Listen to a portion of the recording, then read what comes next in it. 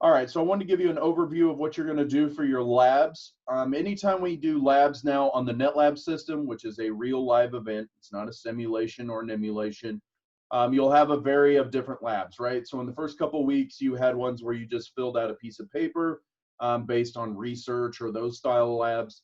These are going to be more hands-on. And so this week, you're going to have a total of 10 labs, and you're going to see Windows labs as well as Linux labs. Now, if you're familiar with the NetLab Plus system, many of you are used to going out here and going to labs.fhsu.edu and trying to log in here. And you're not going to be able to do that with this particular course, as we're using the LMS in order to launch those.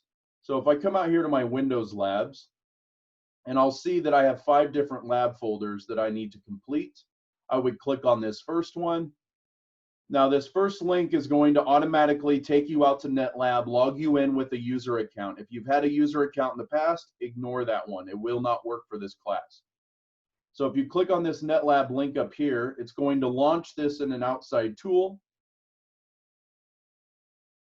And you will see a screen similar to this one. Now, you'll get your lab history showing you any of them that you've done in the past, so you know which labs that you've completed in here.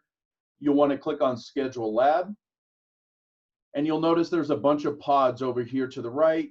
If these are for some reason full, the first 4, you can always click on this upper right icon and get some more pods that are available.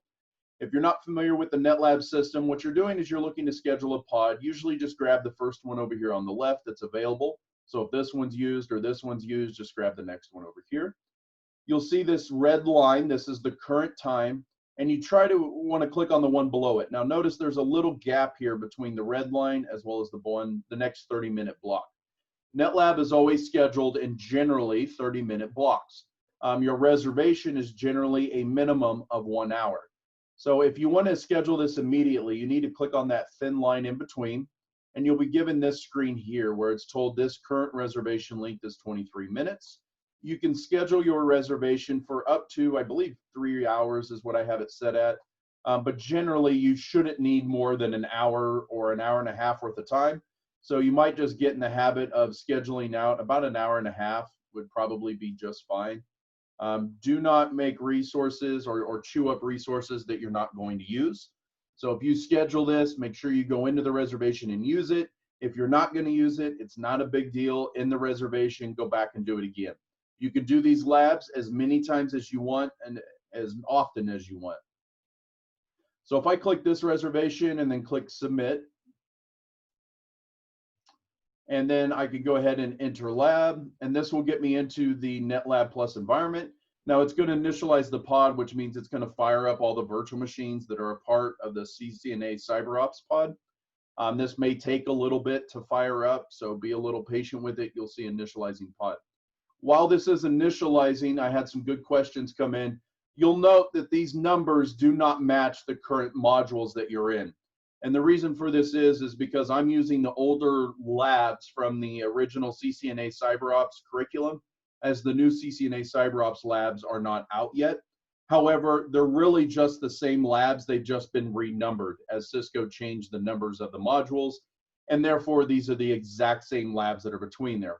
However, when you're doing this lab, instead of using anything from Cisco.NETACAD, you want to make sure that you use this document. So I make this reservation, and I will see my pod that's available here. I can click on content, and this is the lab that I want to complete.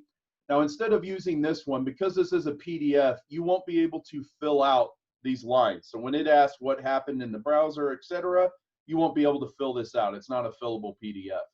So to fix that, if you come back here to this, I gave you the .doc version for this.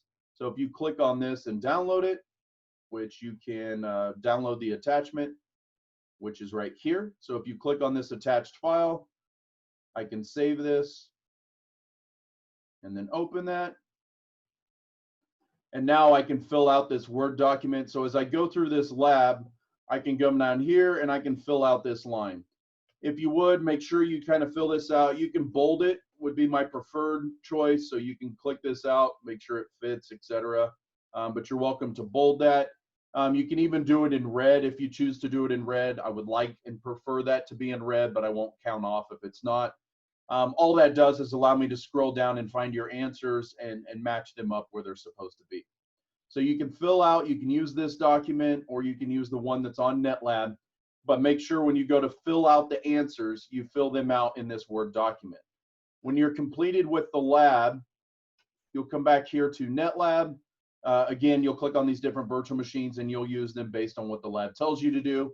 When you're completed with the reservation, just go to reservation, end reservation now, say yes, and that will take you back to this screen. You can go ahead and just close this tab, and we can close this tab, and then I would fill out this Word document, and then I would just come here, click on this, and submit my Word document and hit submit. So that's what you're going to be doing for all of your NETLAB labs. Go out here, grab the doc version of those, and again, there's one for every single lab. So you come back out here, you go to the next lab, you make your reservation out here, schedule your lab, and then you'll go through and fill out this Word document. I'll be keeping track of how much time it takes you to go through the lab, as well as the answers that you do on the document. So if somebody feels the need to cheat and maybe grab some answers off the internet, I will also be monitoring your lab time and things that happen in there as well. So make sure you're making the reservations. It's only going to be hurting yourself if you're not doing the labs and just filling out the lab documents. So I highly encourage you to make sure you're making those reservations, and I can also see your lab history as well. All right, that should conclude what you guys have to do with the labs. Again, this week you're going to see your Windows labs as well as your Linux labs, and those will be available here. Remember, these module numbers will not match up with the modules that you're currently in. Ignore that, just complete these labs as I have assigned inside of Blackboard.